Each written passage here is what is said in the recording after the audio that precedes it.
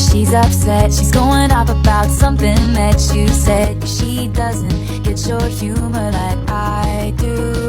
Isobarik adalah proses termodinamika yang terjadi ketika suatu tekanan tetap, walaupun suhu dan volumenya berubah.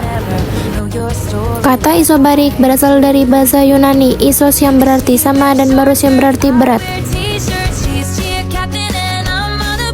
Di termodinamika, proses tekanan gas biasanya digambarkan dalam grafik tekanan versus volume. Volume di sumbu X dan tekanan di sumbu Y. Karena tekanan di kondisi 1 dan 2 itu sama, maka grafiknya berbentuk garis horizontal seperti ini. Grafik ini tekanan sama 2 bernilai pi. Kita bisa menghitung usaha yang dihasilkan dari proses ini dengan cara menghitung luas area di bawah grafik P terhadap V. Rumus isobarik yaitu W sama dengan tekanan dikali dalam kurung volume akhir dikurangi volume awal. Rumus V1 per T1 sama dengan V2 per T2 merupakan rumus dari hukum Charles yang berlaku pada proses isobarik. Hukum Charles menyatakan bahwa volume gas berbanding lurus dengan suhu pada proses isobarik. Artinya, jika jumlah gas tetap, maka semakin besar volume gas, suhunya juga akan semakin tinggi dan sebaliknya.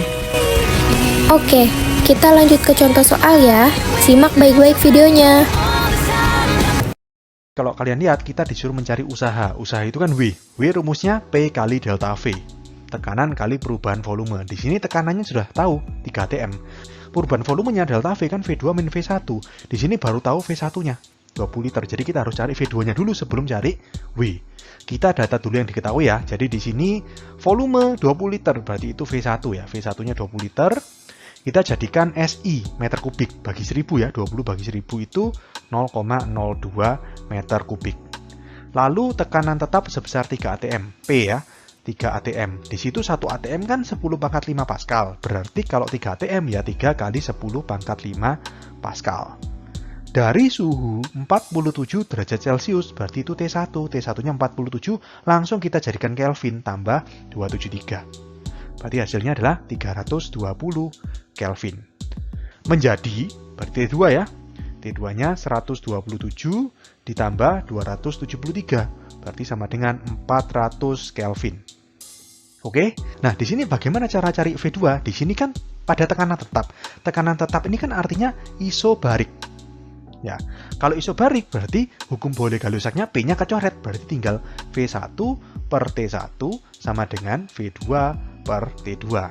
Oke, V1-nya 0,02, T1-nya 320, sama dengan V2-nya dicari.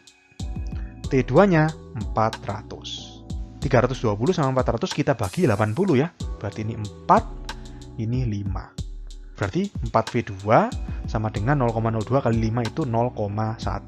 Berarti V2-nya 0,1 bagi 4 atau 0,025. Satuannya meter kubik karena tadi V1-nya pakai meter kubik juga.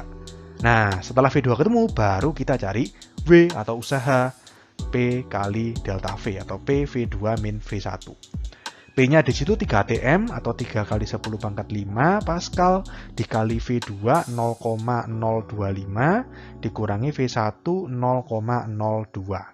Berarti sama dengan 3 kali 10 pangkat 5 dikali 0,025 dikurangi 0,02 itu 0,005. Oke, berarti di sini 3 kali 0,005 itu 0,015 ya, kali 10 pangkat 5. Kita jadikan bentuk baku, komanya kita geser ke kanan, 2 ya, kita geser 2, berarti W sama dengan 1,5 kali 10 pangkat 3. Satuan dari W adalah Joule.